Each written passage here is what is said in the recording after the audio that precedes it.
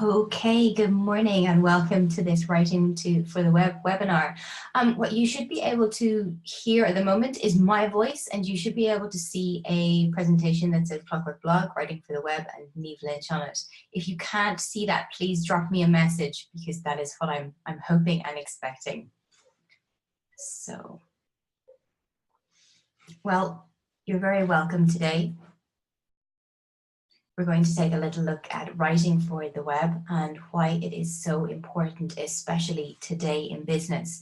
For those of you who don't know me, my name is Niamh Lynch. I have a company called Clockwork Blog, and if you want to get in touch with me, you can check me out on my website, which is clockworkblog.com, or send me an email at hi@clockworkblog.com. You can actually put anything that you want in place of the hi, but I don't tell everybody that because some people have a different sense of humor. Okay, that's great. I said thank you. Oh, I don't have to type that. You can hear me, great. Okay, so you'll have to excuse me. I have a bit of a cold. I'm not feeling great, but we are going to power through and get through this and hopefully leave you a little bit better informed as to how you need to change your writing to achieve the best possible communication with your clients through the written format. Today, actually, I'll just skip down to the plan for today so you have a bit of an overview there, and then I'll go back to why I think this is important. So first of all, we're going to take a look at how people read online and how it is different to how they might read in text or in handwriting, in the printed medium. And then knowing how they read online and how it's different to how else they might be reading, we want to know how that needs to impact how it is that we write when we're writing online. The main challenges that we have when we write online are the need to build trust and authority, how we always must incorporate SEO to keep up a constant SEO effort and an SEO building effect from our side, and how to cut dead weight, which is simple, but I think one of the most essential things that you need to bear in mind when it comes to writing online. Then we'll have a quick look at best practice for the three main areas that most businesses will find that they need to provide writing for, which is your website, your social media communications, and your content marketing. And in content marketing, I would include blogging and writing articles and that kind of thing. And then we will move on to some practical tips about how you can get better, how you can improve, which is obviously what everybody wants to do, how to proof and edit your own work effectively, which is essential because the chances that you will have a professional editor or proofer are unfortunately, well, I think it's unfortunate, are unfortunately pretty slim. I would love to have my own personal editor. And finally, we'll have a look at outsourcing and style guides, which come into play when you start to produce a larger volume of writing for your business, and you might look to getting some help involved. So why I think this is such an important topic to tackle these days is because things have changed a lot in online business over the last 5 years. People had websites, actually going back quite a long time at this point, but until about 5 or 10 years ago, people tended to have a limited presence online. So they might have a website, but they certainly didn't have the volume of social media and content marketing and blogging that we have today. And that means that 10 years ago, many businesses could afford to bring a professional on board, afford in two senses, afford in the sense of time and afford in the sense of financial investment. They could get a professional on board for writing their website because it was a static thing. It happened once every few years, and that was a luxury that they could permit themselves. These days, unfortunately, unless we are big business, it's unlikely that we'll be able to bring a professional on board, especially at the start of your journey in online business. So as you spend more time online and as there are more places that we need to provide writing for, it becomes simply increasingly likely that you're going to have to write yourself and not get somebody else to do it for you. And something, if you are writing yourself, something that you have to have a keen acceptance of is that writing for the web is simply not the same as writing offline. It's not the same as writing on a personal level, it's what you might do in a handwritten sense, and it's not the same as writing in the sense that you might write for something that would later go into print. The problem with that is that for many of us, depending on our age and depending on the experience we've had thus far, where we've learned to write, not where we've actually learned to put the letters together into words, like my son is doing at the moment, where we've actually learned to refine and perfect our writing and how we've started to write like adults, is likely to have happened in the later years of schooling or the early years of university or professional life. And the kind of writing that we have been educated in is not the same kind of writing that you need to use when you're writing online. That's important to bear in mind, because if you tackle writing online like you might have tackled, let's say, an essay back in university, it can have actively negative effects on how your message is absorbed by your visitors and by your possible clients. If you use those offline techniques, there's a real possibility that you can lose and confuse your readers. You can confuse them in the sense that it may not be clear what it is you are trying to communicate to them. That's especially relevant on your website, which is for many people a primarily informational exchange of information. People come to your website to get information about the product or the service or the business that you have. And if you're not clear and they can't find their way around your website, and you don't take care with UX writing, which is user experience writing, which is something we'll talk about later, they might get, it's a physical type of getting lost and confused on your website. On the other hand, you might lose them in the sense of their attention if there is just so much information in writing on your website that they don't have the time or really the desire to mine through an avalanche of words in order to get to the information that they were coming to look for. So writing is communication, and it is how you transmit your brand values, and it is how you transmit your product offer. So by learning to refine the writing that you're doing online, it will allow you the best possible vehicle for transmitting your brand and your message and what it is that you want to bring to people. And by just making a few tweaks to the way you're writing online, you will have a significant head start when it comes to your competitors on that line. So we've gone through the plan, that's there. Let's go. Indeed. So how people read online is really, really depressing. They have the depressing part is the figures that I have to the right of the screen that you can see at the moment. That this research is a little bit older. It's from 2016, I think. And it also is, a lot of the research about this is primarily focused on article style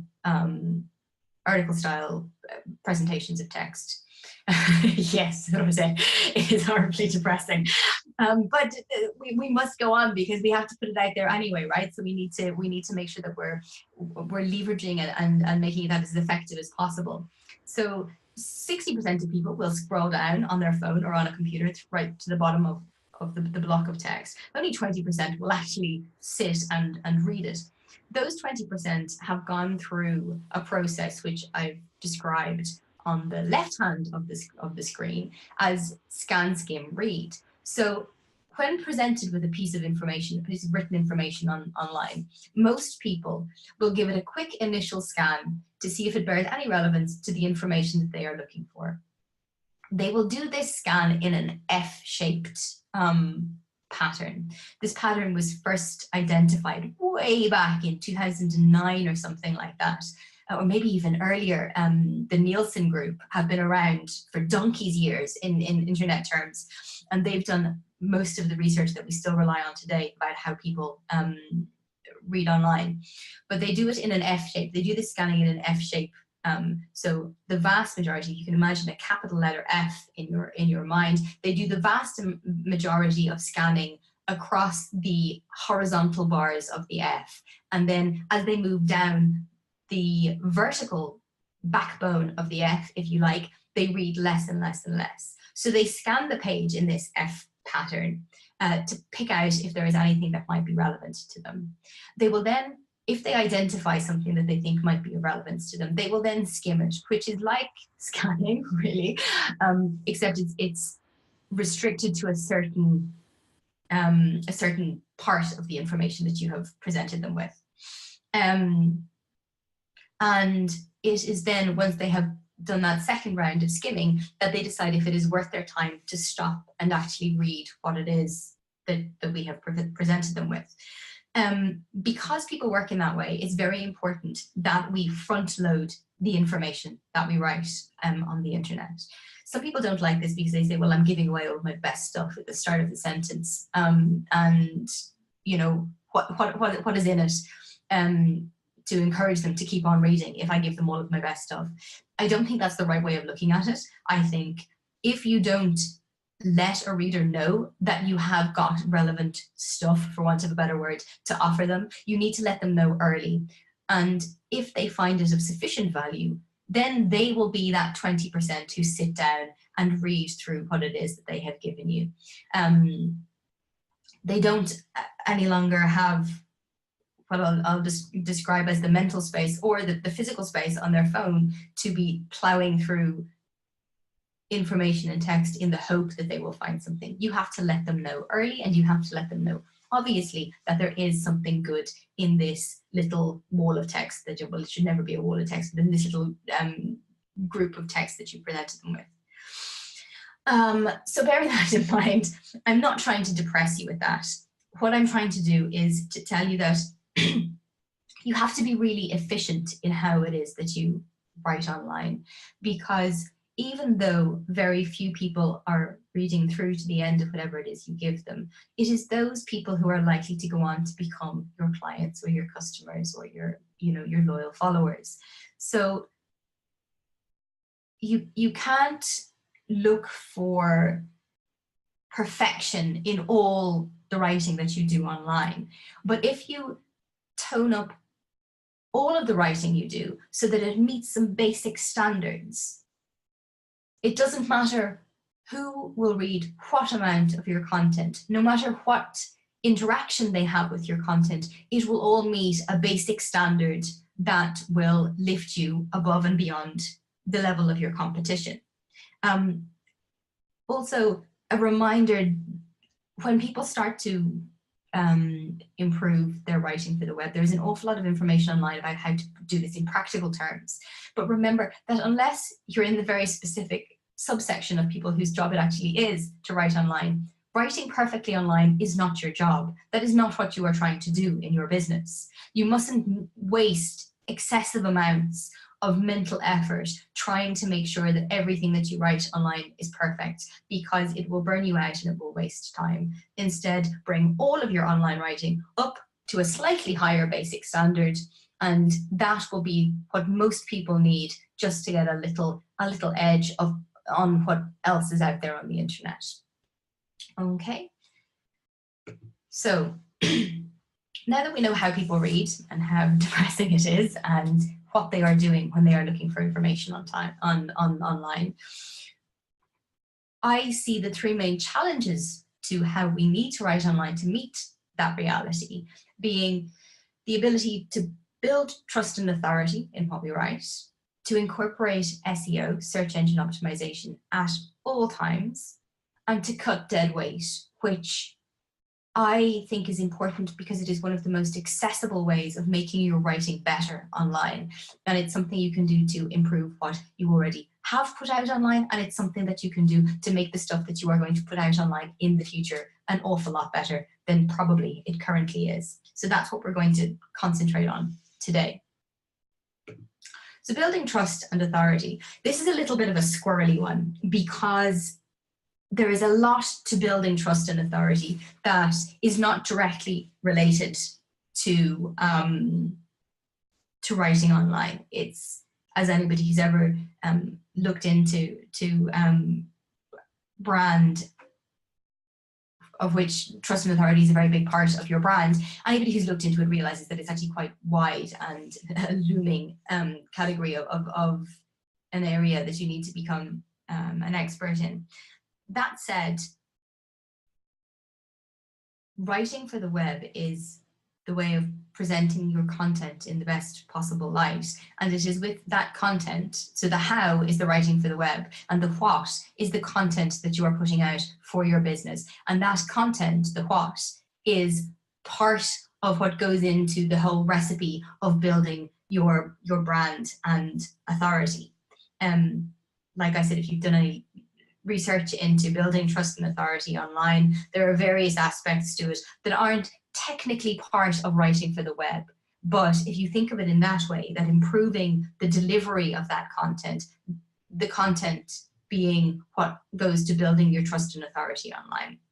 So obviously it's a type writing online, no matter what you're doing, no matter if it's a blog post or if it's a social media update or if it's part of the copy on your website, it needs to be honest and visibly honest. It's what people often talk about in the sense of authenticity, which is a word that's been really twisted in recent times. But authenticity, essentially, boiling it down, it means honesty. It means representing the most honest version of yourself that is possible. People love real life experience and real life stories because they can see that you're speaking from a place of wisdom and experience. Content that helps people without an ulterior motive, so just purely helping people because you want to see them do well, is also a very strong builder on the trust and authority indexes. But ultimately, it doesn't matter what it is that you are doing to try and build your trust and authority via the written word. If it is not presented as efficiently as possible, and it is not reaching your audience in a direct as possible manner, it is being limited in some way. So yeah, I have a note for myself here, which is that taking care about how you are writing will allow people to better access what you are writing, and it is through that what you are writing that you are communicating your brand message. Okay, so it's all linked, even though it's not directly related. It is sort of like a ladder of experiences whereby you have your authority, and then you have communication, and then you have content, and then you have the method in which you are producing that content, which is the writing for the web. I hate when I move into SEO in webinars that are not, and workshops that are not specifically for SEO, because it's such a vast and often complicated topic that we could have 10 more webinars of this type, and we still would only have scratched the surface on how to best implement SEO in your business. Luckily, from a layman's, from a civilian's point of view, and by a civilian I mean somebody who is not an SEO professional, one of the clearest ways of viewing how you need to edit or how you need to facilitate SEO on your website is by making your website an extremely easy thing to use, an extremely clear, direct, and intuitive thing to use. Likewise with articles and stuff, although they're not clear in the same manner, making it easy to read, making it easy to parse the information in it, and easy to extract and execute whatever kind of information you were trying to communicate in your content that you're writing. So by making your writing as clear and accessible as possible, you are making great steps in the journey to optimizing your website for SEO. SEO is not something that you sort of learn a skill or turn a switch and suddenly you're good at SEO and it's working for you. SEO is a real building process over time, and that's something that people don't necessarily appreciate. It's also something that almost everything of what you can do easily on the website owner side, if you're not an expert, almost everything that you can do easily revolves around the content that you write on your website. So one of the major factors that Google takes into account, well, Bing as well, but Google, for all intents and purposes, the important one, is how easy somebody finds it to get around your website. And how you make it easy for somebody to get around your website is by using the practical tips that we'll talk about at the end of this presentation. It's by using the practical tips in everything that you do on your website and ensuring that it is extremely easy to find your way around your website.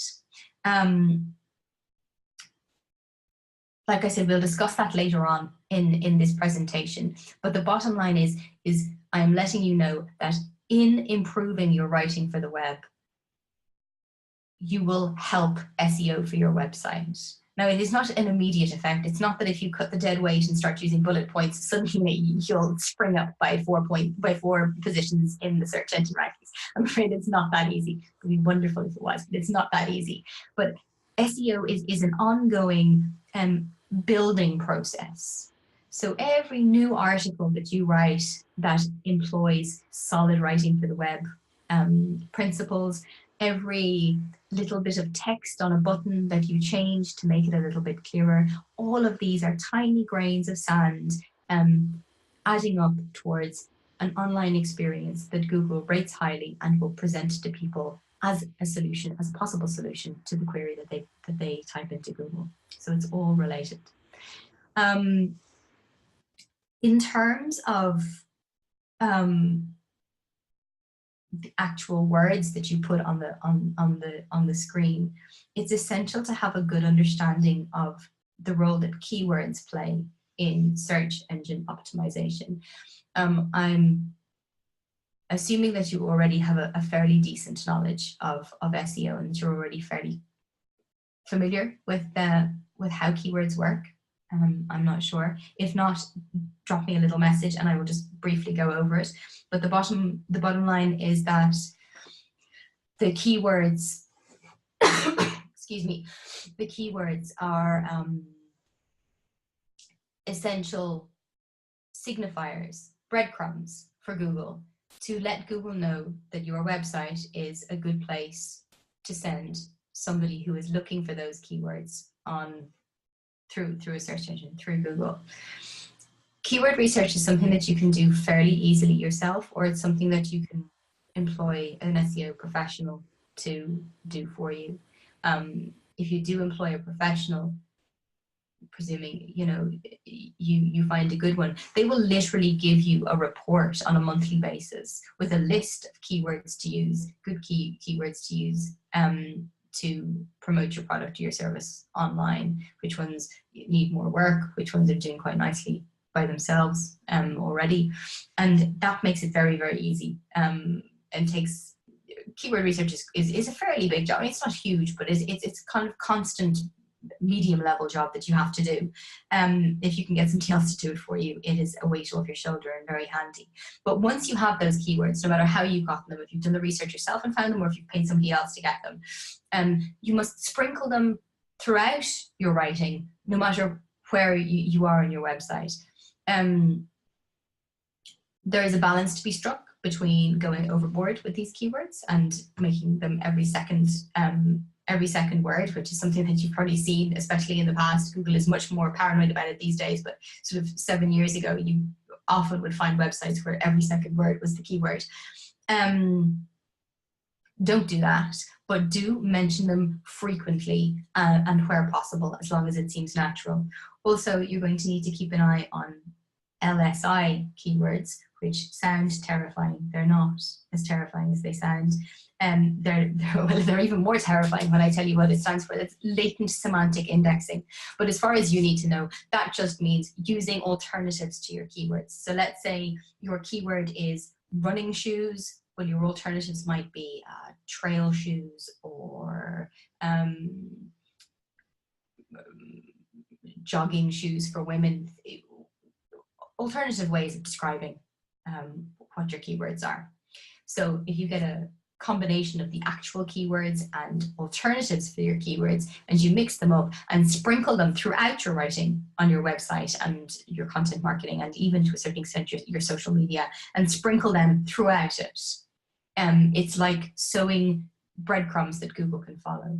And that, combined with the writing for the web principles that we'll discuss later, how to make it easy for people to read what you've written on your website or in your content marketing. Those two things work together to consistently and solidly help Google know that your website is a good place to send prospective clients, which is obviously what people want.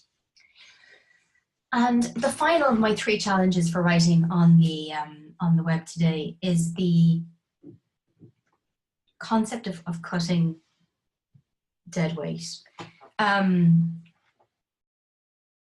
Online, despite the fact that the internet is infinite, effectively, there is no space in a certain way of looking at it.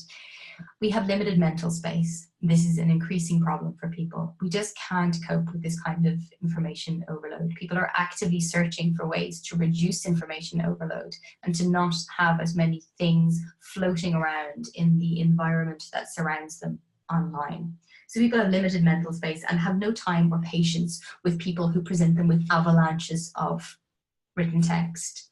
And we have limited technical space, where you are looking at situations where services that you use are limiting the amount of content, a significant portion of which you will be writing. They're limiting how much content you can upload to their platforms or you can put on their social media networks. And too much erroneous content or too much non-relevant content often goes accompanied with images and things like that. And over time, it can really build up to a quantity and a type of content that is slowing things down, maybe even your website. So where possible, I want you to cut the dead weight from what it is that you write online. And it's one of the most effective ways that you can approach this challenge to yourself to write better online, because it doesn't actually involve writing, it involves erasing, because what it literally is erasing things that are not relevant. So this could be erasing entire pages, entire things that you have spoken about that are not relevant to the basic task that your visitor has to perform on your website, the basic information that you need that visitor to know, the basic details that they need to know in order to achieve whatever it is that you want them to achieve online. And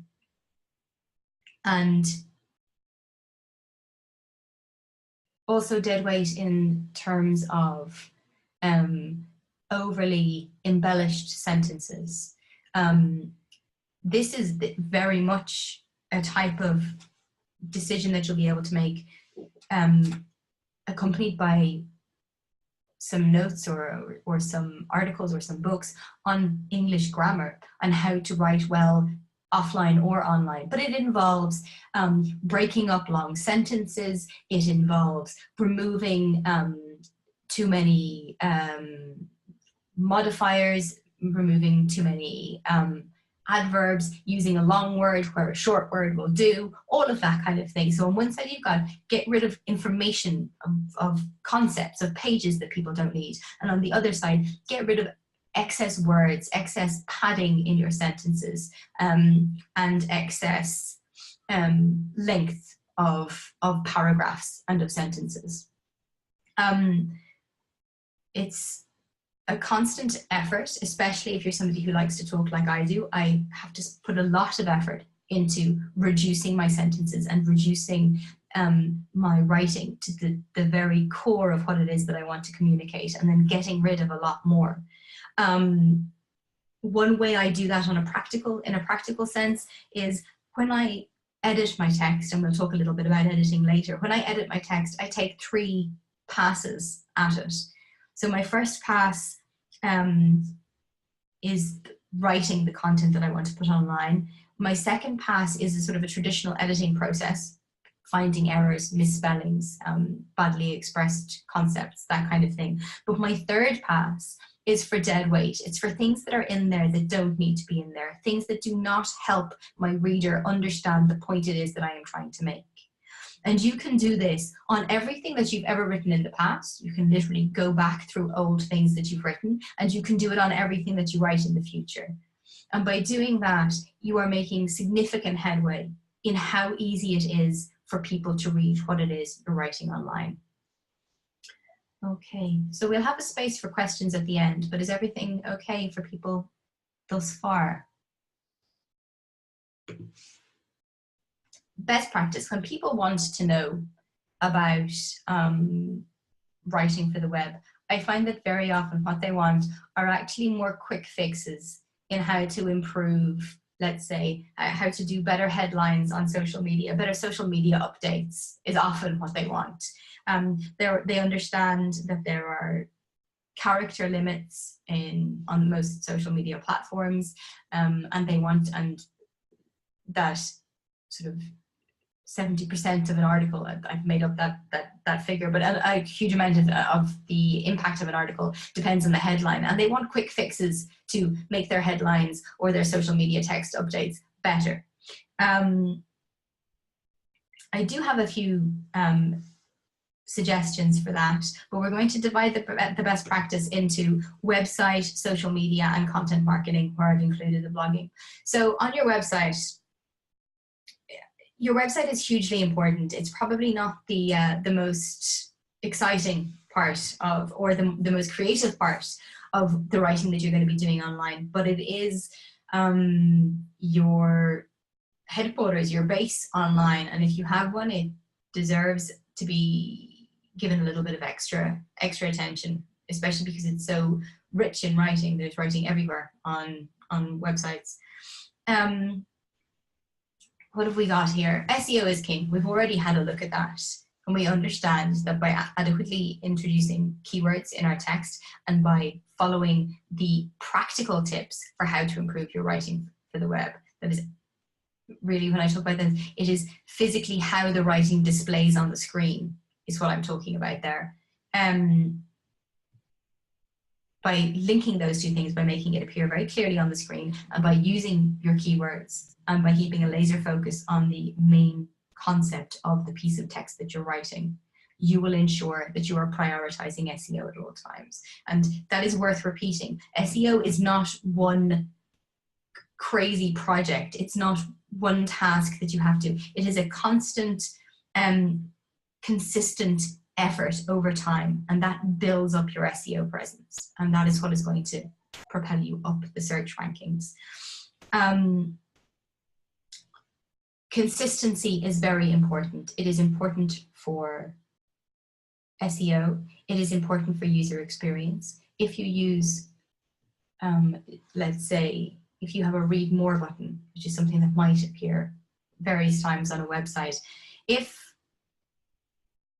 the first one says read more and the second one says click to expand and the third one says more with an arrow downwards, although they all express the same concept, it is something that irritates human minds on a very base level. It's part of the UX writing that we'll talk about in a second, but consistency is really important on several levels. So first of all, we've got this sort of subconscious level that just humans like it.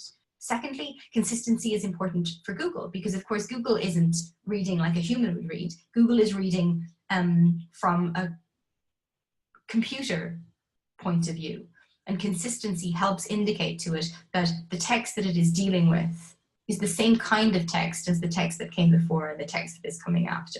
It begins to see patterns in how your information appears online. And if your information is, I would guess, a way to express it would be if it is segmented consistently by whatever markers you have chosen to segment it, new pages, new paragraphs, hitting the return key, placing a read more button. If it sees consistency in Google's eyes, that equals rationality, and rationality equals a happy Google. And consistency also helps you as a writer, because if you get into the habit of doing something correctly, and do that on multiple occasions, then hopefully after a while, after being consistent for a while, this new correct way of doing things will become second nature for you, which will feed back into that process of everything you write online being easy for both your readers and for Google to absorb and understand what it's about.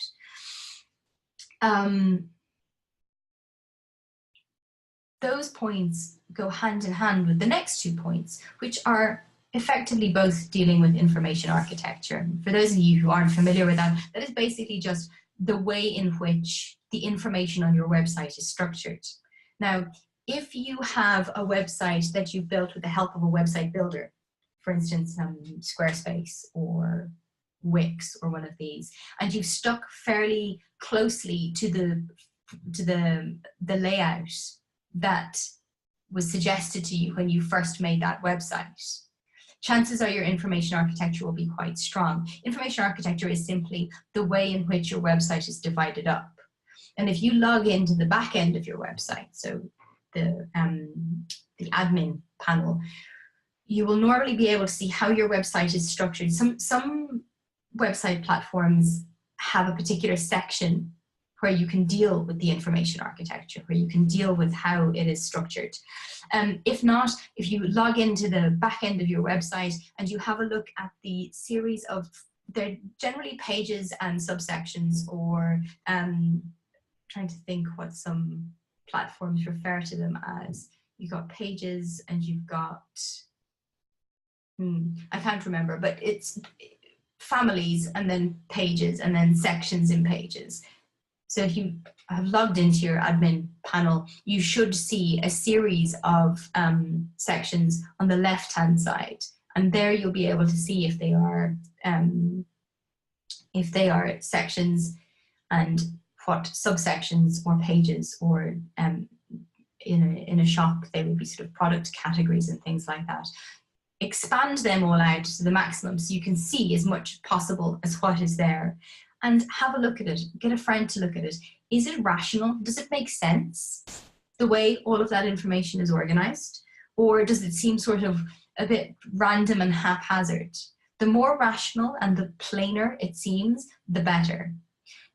And the more irrational and random and haphazard it seems, unfortunately, the worse. Because information architecture is, it doesn't matter, it obviously does matter, but at this point, it doesn't matter what you have written. What matters is the framework in which that text is situated. And that framework is extremely important. It's extremely important to Google for the reasons we discussed earlier. It has its own ways of finding its way around a website. And looking at the information architecture is a key word, because what you see as a page and a section, to Google, it's a blueprint. It's a blueprint written in code that it finds very easy to read. And the more rationality and the more sensible organization that it can see in that blueprint, the happier it is. And for us as humans, the more sensible that information architecture, the more bits of information that we are finding in the place that we expected to find them in, the easier it is for us to move around the site. And for you as the author of the site, clear thought and clear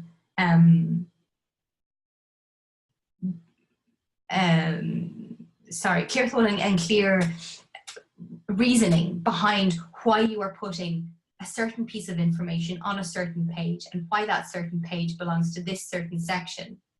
It's a key step in getting the mental outline of your website clear in your head, so that then you can populate it with the most useful information. If you're not really sure if this is a product category or a blog page, then you're not going to be really sure about what kind of information you can transmit on it. So it's all about keeping things as rational and focused on the needs of the customer, and laser focused on the one idea that that page or that section contains. That rationality in what you write will spring from rationality in how the site is organized. This whole business of organizing sites is called information architecture. It can get very technical. An information architect is a very well paid and desirable job, and people, for large companies, it's a job role in itself. Their only job is to make sure that the website is organized in a sensible manner. But for those of us who are not being paid thousands and thousands a month to do that, or we can't afford to employ one of these people, the easiest way to do it is look at the layout of your site in the easiest way that you have available for you to do that, which often is going into the back end and seeing what's listed down the left-hand side. Make sure it makes sense. If it doesn't make sense, you might need a little bit of help in making it make sense. And that will often be the process of, again, cutting dead weight, be getting rid of the things that aren't clear and then building it up again in a way that is clear.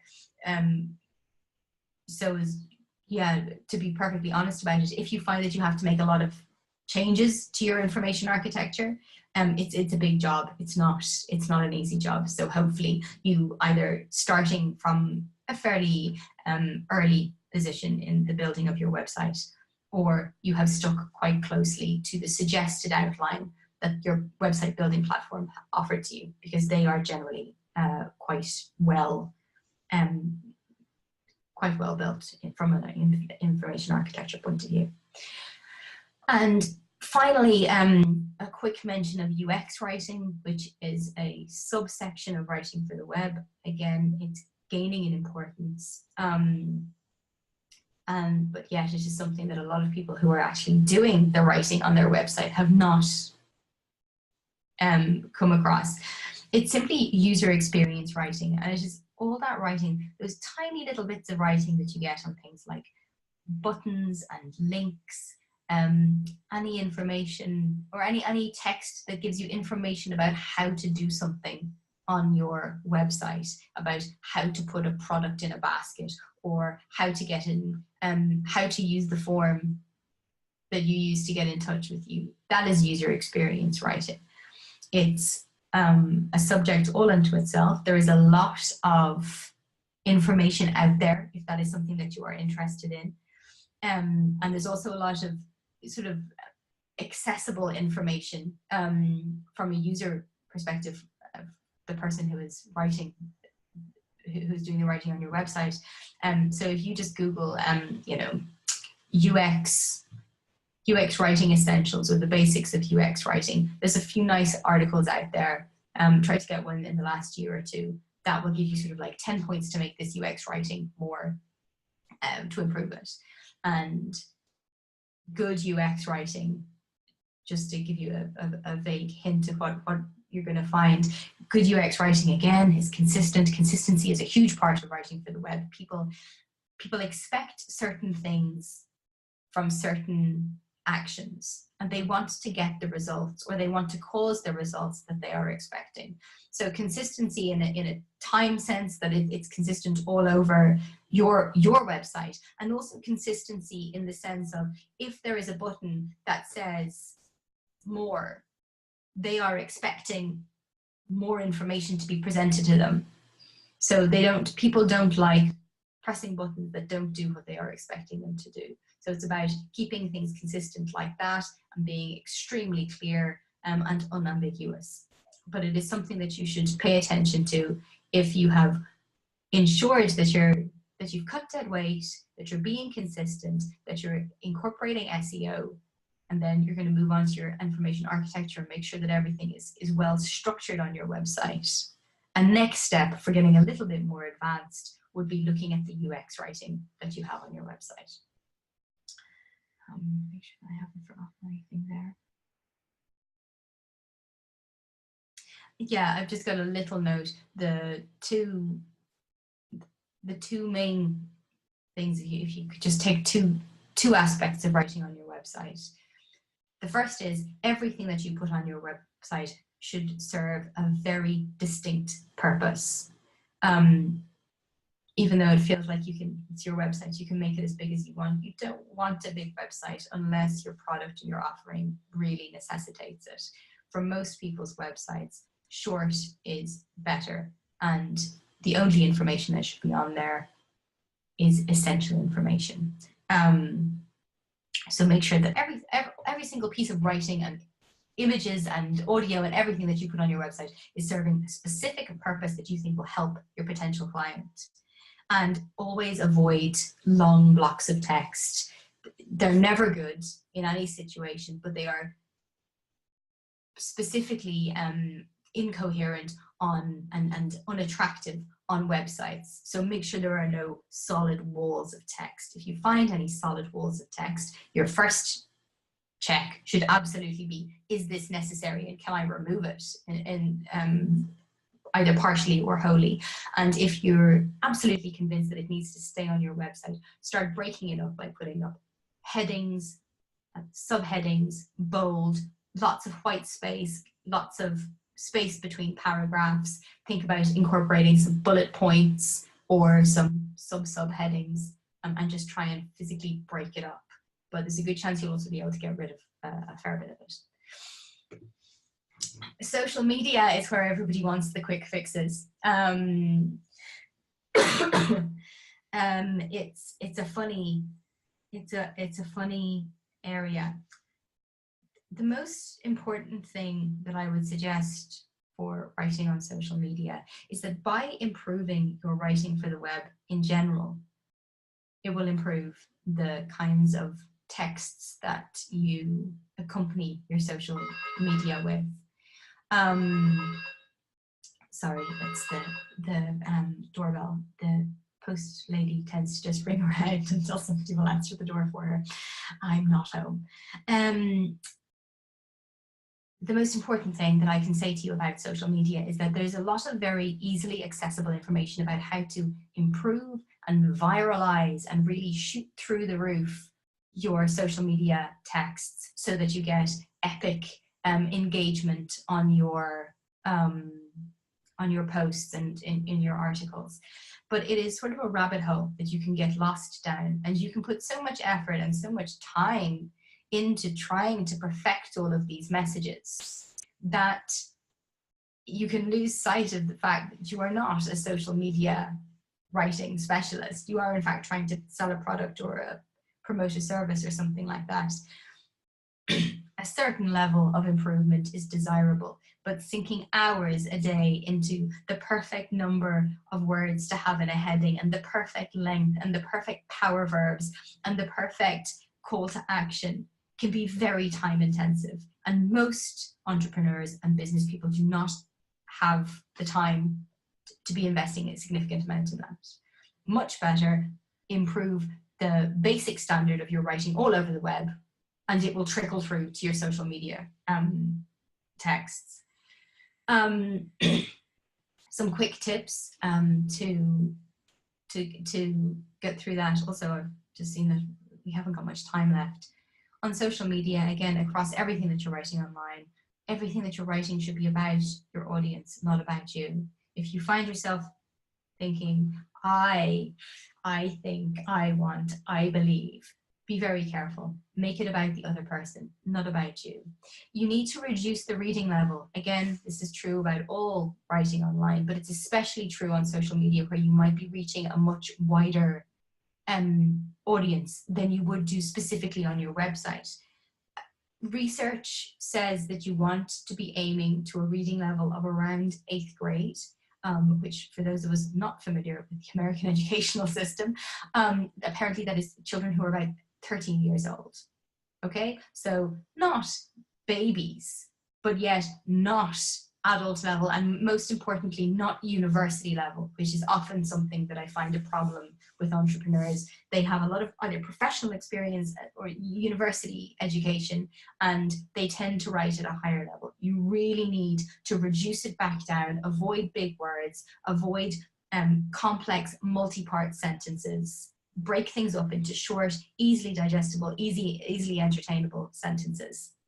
And don't use a big word where a small word will do just as well. Short and sweet, again, everything online has to be short and sweet, but it's hyper important in social media where people have even less time to digest a headline or a social media text than they would if they had decided to read something. Visual support will always take whatever you have written up a few notches and make it accessible to a wider audience. And then I'll just skip over my next one, but always be authentic online, be authentic all over the internet, obviously, but when you were writing such short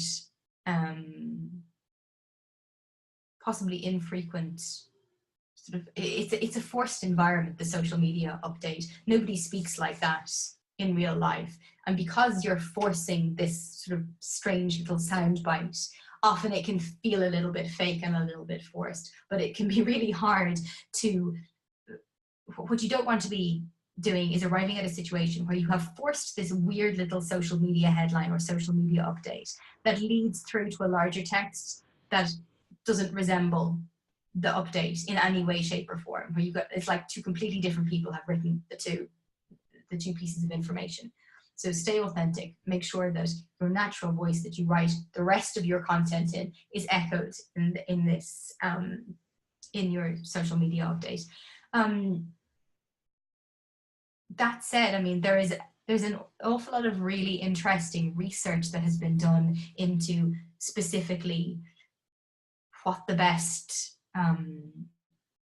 what the best headlines, the best updates are to use on specific platforms, the ideal length of a headline, the ideal order of words, the ideal verbs that you're using. That can actually be quite fun. It's something I really enjoy, tweaking social media updates and seeing which gets the best engagement. But like I said at the start of this, that can't be your whole job, and it can easily take up hours and hours and hours. So there are, of course, specific advice for different platforms, the number of hashtags that you should use, the length of your headline that you should use. Follow it where possible. Obviously, if it is undeniable that you know, headlines of 8 to 10 words do best on, well, I was going to say Instagram, not Instagram, on Facebook, let's say. And you can incorporate that, great. But don't, it's a bit like when you try to incorporate these things, because you'll have a certain number of characters and a certain number of words, and updates that have a power word in them, or updates that have a word that make you feel empathy in them. It can be a bit like bringing socks to the washing machine, you know, and you'll drop one and you'll pick it up. And when you've picked up that one sock, which is the length of the update, you've dropped the one that contains the power verbs, and you pick up the power verbs, and then you've suddenly dropped the number of hashtags. It can be really awkward to get them all into one tiny sort of reduced or limited sized piece of text. Don't be a slave to it. Don't let that rule your life. Sure, keep to the basic bits of advice, but don't be a slave to it. I'm being deliberately vague about the basic bits of advice because this tends to change on a really regular basis. What you need to do is search for something very generic, like ideal title length for social media, and pick the newest article from the most reputable publication that you can find in Google, and they will have it divided up by Instagram, Facebook, Twitter, Pinterest, whatever everybody else uses these days, and they will have the most up-to-date details and information, because it tends to change a lot. And do be aware that, you know, you might look it up tomorrow and then 6 months down the road it might be completely different. So attention where possible, but don't be a slave to it. And something that I've got there is it's not a hard and fast rule, because sometimes you are going to have to refer to something that is a moment in time. But 90% of the updates you're putting out there on social media should be fairly evergreen, in that they are not, you don't refer to things in these updates or in these headlines that in a week or 2 weeks suddenly make no sense whatsoever, because that will be putting a certain expiry date on your content. And the one thing you don't, and that belongs to a different webinar, but the one thing you don't want to do is reduce the life cycle of your content. So if you've written an article, sometimes you will write an article that is very time specific, but by and large, you want to get the most possible use out of those articles. So don't limit its life by putting a date specific update or title on it. Okay, and then super quickly, oh my God, we've gone over 12 o'clock already. Content marketing. In content marketing, what I mean is anything that you are putting out there, not so much for an education, well, I mean, sometimes it does have an educational aspect. It's not informational, is what I mean. It is educational or it's entertaining. So blog posts, ebooks, presentations, white papers, all of that kind of thing that you're writing. The practical tips. I presume, I'm not entirely sure on that. I presume you'll have access to this presentation afterwards, so you'll be able to look at them at your ease. But these practical tips that I have here are not just for content marketing. These are the kind of tips, and you'll find them more easy to implement in something like a blog post, but some of them you can implement all over on your website and your social media, everywhere. This specific list of tips are the tips that I refer to when I say the ways you can make your writing for the web better. And by implementing all of these, you'll have regardless of your level of writing, because not all of us can be Nobel Prize winning writers. Not all of us can write beautifully and in a polished way, in an elegant way, very stylishly online all the time. That's not within all of us, especially if you're writing in a language that isn't your native language. I mean, there are some lucky people who can do that, but the vast majority of us are not award-winning writers online. However, by implementing these tips, everything that you do write online will reach a certain basic standard that will elevate it above how it was before and will elevate it above its competition. And this list is what I mean by doing that. So it's basically, what you're basically doing is dividing up the information that you're presenting in a way that makes it very easy for people to absorb, given the way that they read online. So bullets and lists and grids, what do you call them when you do them in tables and things like that? People love them. Very easy way to visually break up the information. Plenty of descriptive subheadings, like my heading in this case is in content marketing, and my subheading is a great place to practice practical tips. Make good use of subheadings. Short paragraphs, short sentences, short paragraphs, short texts where possible. If you've got 2 ideas in one paragraph or in one sentence, try dividing it into 2 sentences. English loans itself quite well to that. It's quite easy to break up long sentences. And if you come from a linguistic background where long sentences are more common, because English does not have it can have long sentences, but it's also equally possible to have shorter. I know that from experience in German and Spanish to a certain degree, sentences tend to run on for longer. So it is something you're going to have to fight against and stick some more full stops in there where possible. Again, with the clarity of thought and the clarity of division, every specific point or idea, you need to give it its own paragraph, and you need to laser focus on that idea as you are writing that paragraph. Make that paragraph 100% about this idea that you are discussing. Plenty of white space physically makes it easier for people to read and to parse the information that you're giving them. Highlight key points in bold, but not too much bold, because too much bold will dilute the message. If people come to a text and it's got loads of bold and they find that some of the things that are bolded are not in fact key points, none of the bolding will have any relevance or to them anymore. They'll realize that it doesn't really mean anything. And what we talked about, the front loading, the reading in the F pattern, put the important information near the beginning of the sentence and paragraph.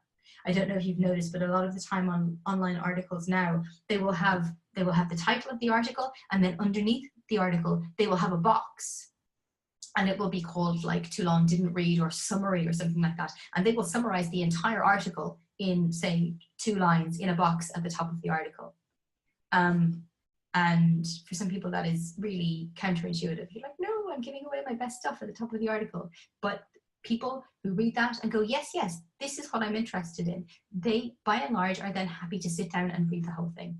And that is what you want. It's those people who have invested that time in reading what it is that you have to say. They are your potential customers. Okay, how to improve. Read and write. It's not a happy, it's not a one tip that you can implement or a switch that we can trigger or anything like that. It is an experience thing. Read things that are written in the way that you want to eventually read. Read what it is that what you aspire to be.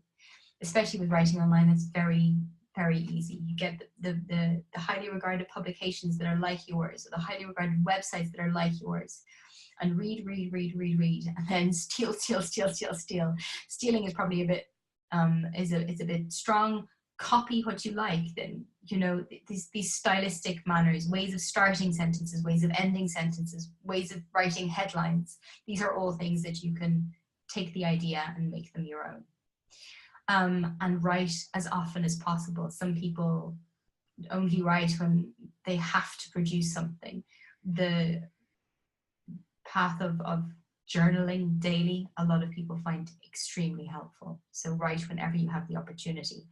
If you're having problems implementing the tip, implement them one at a time so they become second nature to you, and encourage creative criticism. There are Facebook groups, there are Reddit groups, there are in-person meetups. There are hundreds of people who will happily critique your writing. Whether or not you'll be happy to receive the critiquing is another story, but they will happily critique your writing. And remember, in everything that you write online, 30% of it is the writing. It's what you actually put on the paper. And 70% of it is the editing. It is you critically looking at what you have written and asking yourself, is it as good as it can be? Is there any extraneous information in here? Am I addressing the needs of my reader in here?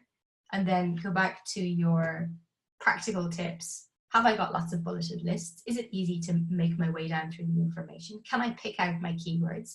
Can I pick out the main ideas? Have I bolded some of those? Is there plenty of white space? And by the time you do that, over time, you will find that your writing improves hugely. Very quickly, we'll go into the editing. Editing takes time. When you sit down to write something new, bear in mind that the 30% is writing, but you still have 70% of the work to do. And that work is editing. I like to edit in rounds, so I don't try to use one editing session to find all of the problems. I take a round per aspect. So for conciseness, for getting rid of the dead weight, for errors, the traditional editing, and for the flow, which is more like the errors, the proofreading, and the flow is the editing. So I take it in rounds, make sure I get everything. If you're finding it hard to edit, try presenting the text in different environments. So read it out in a loud voice. Sometimes you can have your text-to-speech function on a computer or on a phone. It will read it to you in a weird robotic voice. Read it on different screens. If you've written on the computer, go and read it on your phone, or read it on a tablet, or project it to your TV and read it on the TV. Or last-ditch possibility, since we don't really encourage printing as much as we used to, you can always print it out and read it on a written, on a printed piece of paper. That will help give you a new perspective and a different perspective, and you might find problems that you didn't find when you were just reading it in the same environment in which you wrote it.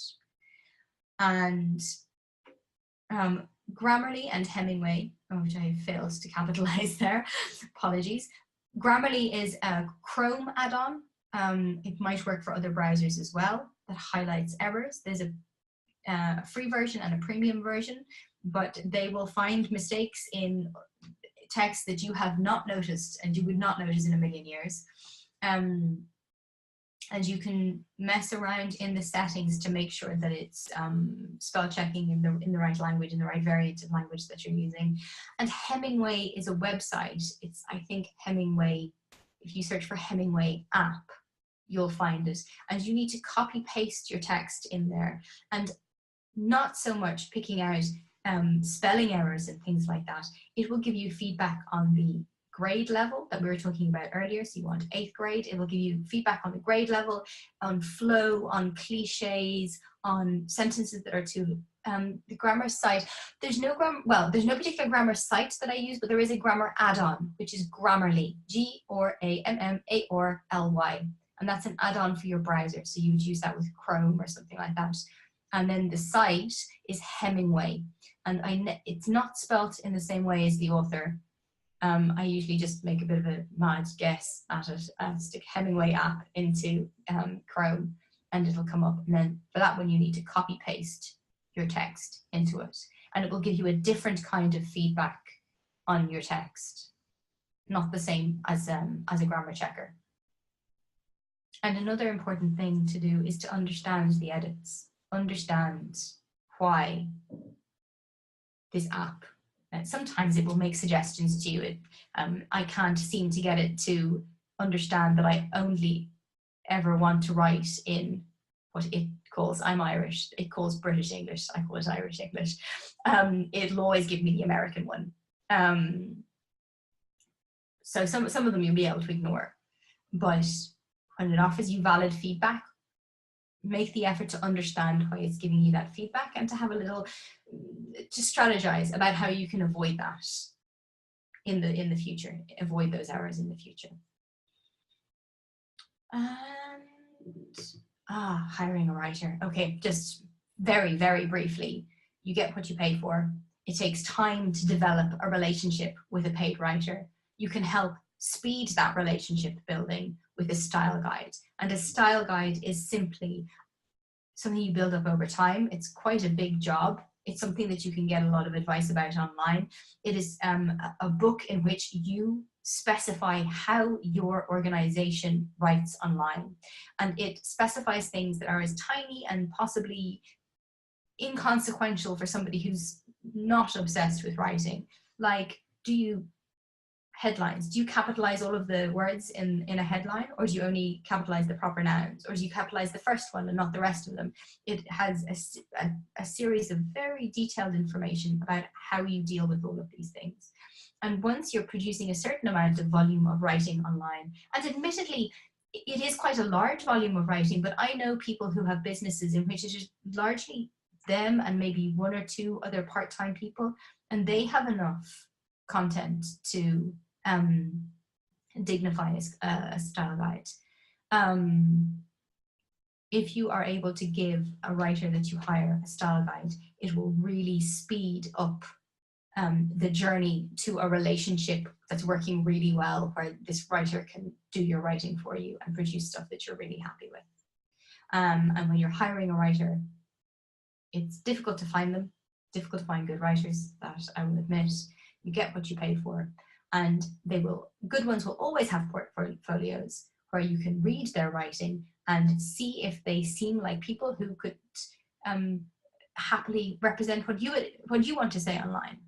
The style, the manner of writing, the tone, the flexibility, the subjects. Good writers will always have portfolios, and they should be more than happy to answer any of your questions. They will have an answer for anything that you could ask them. But it is worth putting the time in to looking for that perfect writer, because if you get to that stage where you think a writer can help you with your job,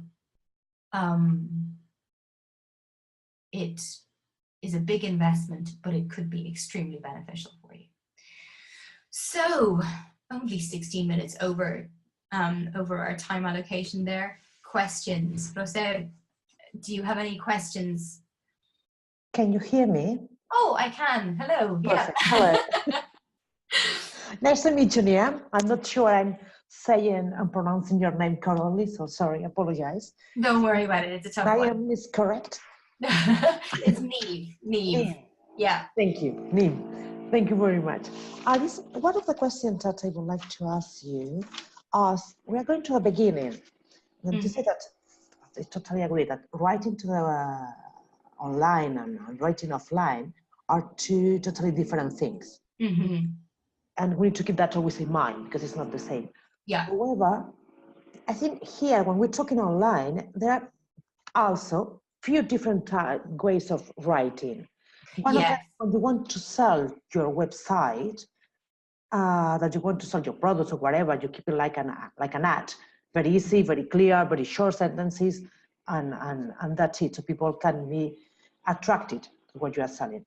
But on the other side, within your website, you have your blog or something similar, or it's a corporate blog or however we want to call it, that there you put a lot of different things. And I think that there you cannot write as we write to the website. The sentence should be more Absolutely well constructed, if I can say it like that. There's a big difference between, I mean, once you get into the sort of the specifics of writing for the web, there is a big difference between being a web copywriter and being you know, a blogger or we lack appropriate terms for that thing that is not sort of a blogger in the casual sense, but also isn't a journalist, a content writer, you know, something. Exactly. Yeah. There's definitely a big, but I would see that as being a more, being able to differentiate between these types of writing and being able to wield them both, or to be able to dominate them both. It's a matter of experience. So I think if you're going in at a beginner's level, what you should be aiming for is the clear, concise writing for the web.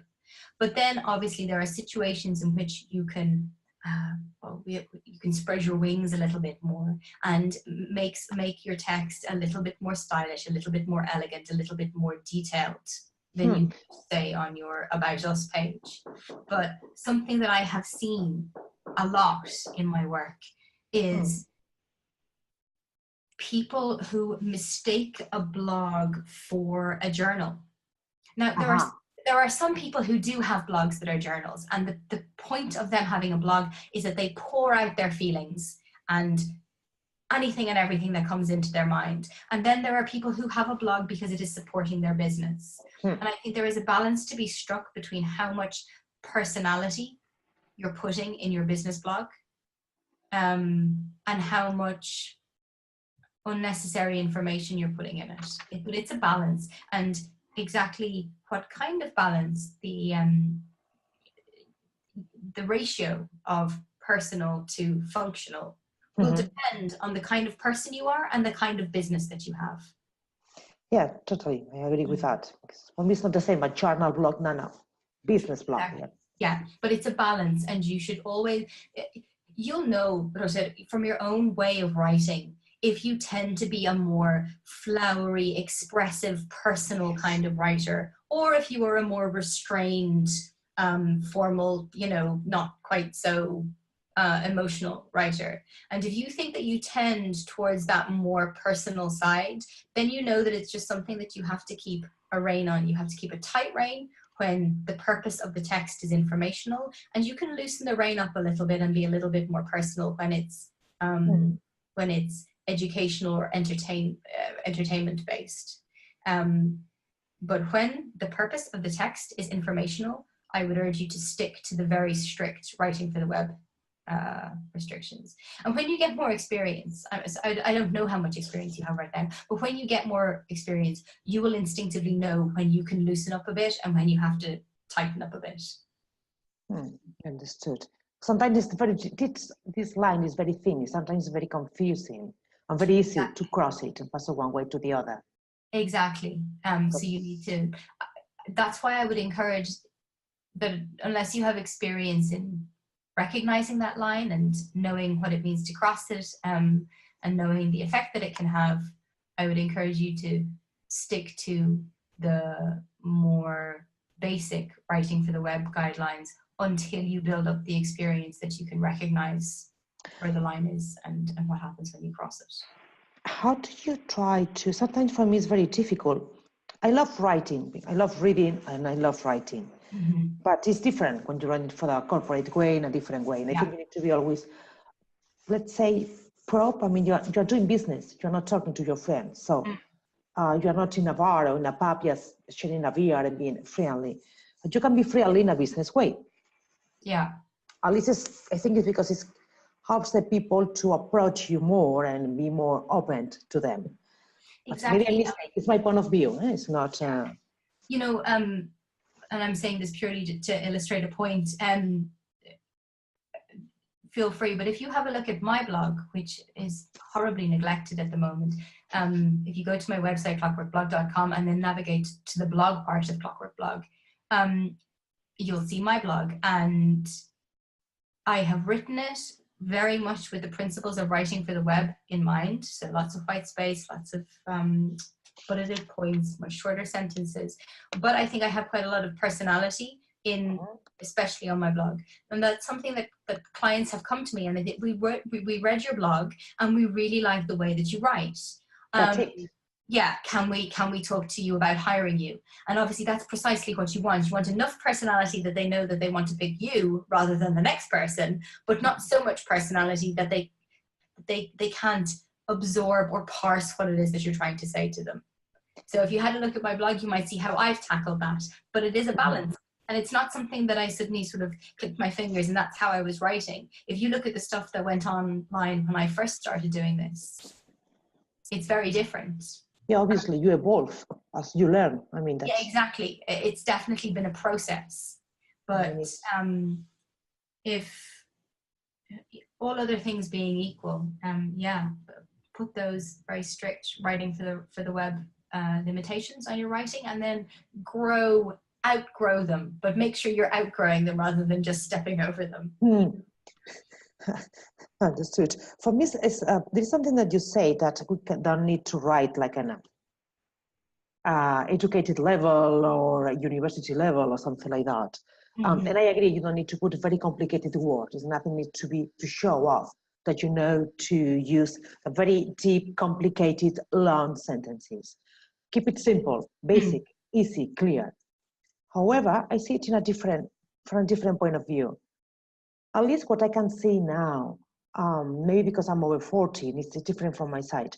People are around my age who has a university degree or whatever, they have knowledge. Youngsters, they don't know how to write, even though they have a degree or whatever. And you see how they write, and you say, okay, let's stop here because I don't understand anything that you want to say. So how do you want to write to them to understand what you are saying? Because writing is a process. It's not an easy one. And even if you keep things in a simple, basic way, it should be well written. Yeah, exactly. So how do you reach these people that don't know how to write, even though they have a university degree? Well, I mean, I guess it depends what your business is and why this this relationship is happening. But what I would say is that when I say that you should not write at a university degree, that you should write at this 8th grade, 13-year-old level, that is the level that you are writing at in order to reach other people. If the other people are not, even if they're not good writers themselves, they will still be able to understand your writing. Maybe it'll even inspire them to writing better themselves. But other than, I can't see how that would be a direct problem for you unless you were hoping to hire them to write on your behalf. Yeah, understood. I was saying it in a wrong way, yeah.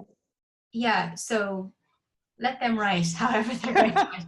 And I see where you're coming from. And that is why, unfortunately, when you start to hire writers, that you start to have to pay more money. And the reason you're paying more money is because they're not writing like people who are just out of university. Although, you get, we're in a strange situation now where, even though a lot of the writing that we're doing is online, people who are coming out of university, the fact that this is our new reality hasn't trickled down to universities yet. So they are still educating children exactly in a way that was for a different era. And you think, oh, it's a young person, they'll know what to do, but they're not being taught that because that hasn't trickled back into the education system. So we're in we're not in a great place at the moment. I'm hoping that in 10 years, my little boy is bigger, that he'll have a bit of a different education, that he'll be able to write clearly online, because that's not how we find ourselves right now. No, we need to learn how to write online. Once we're a little bit older, we don't know. But I'm surprised that people confuse writing with talking with a friend in a pub. Exactly. Conversations are notoriously, that kind of conversational tone is notoriously difficult to capture online. Ironically, it takes real skill to be able to write in a conversational way online. It doesn't take skill to have that conversation, but to portray it online is really difficult. It's something that you need a lot of experience for. Yeah. Okay. Thank you very much, and thank you very much for the tips about grammar and the Hemingway thing, because it's always useful, very useful. exactly. I would use them even now. I use them all the time. Yes, yes, even if you are perfectly, it's always something that you are I mistake that because, I don't know, you were doing two things at the same time, or your kids were screaming at that time, or the phone was ringing, or you were, I don't know. And it's always good to double check everything. Yeah, and there's you know different ways of writing, and there's a strong case to be said for when you're writing something, really to just pour out the message that you want to get across. And in that pouring, depending on how focused you are and the kind of personality you have, you might not notice the mistakes because your head is at a different level. You're concentrating on a different thing. Exactly. Always worth having that little bit of extra help, definitely. Mm-hmm. So I'm glad you found it useful. If there's anything else, feel free to send an email, and I'd be happy to help you out with any questions you have. I will. Thank you very much, Niamh, for what you have taught us and all your tips and information. It was really useful, at least for me. That's excellent. I'm very pleased to hear that. It was a pleasure. Thank you, Rosette. Thank you very much. See you soon, ladies. Bye. Okay, so yeah, as I said to Rosette, feel free to send an email to the email address that we had at the top of the presentation. If you have any questions that you think that I haven't covered or that you would like more details on. I hope you enjoyed this. I hope it was useful, and I hope to see you again soon. Bye-bye.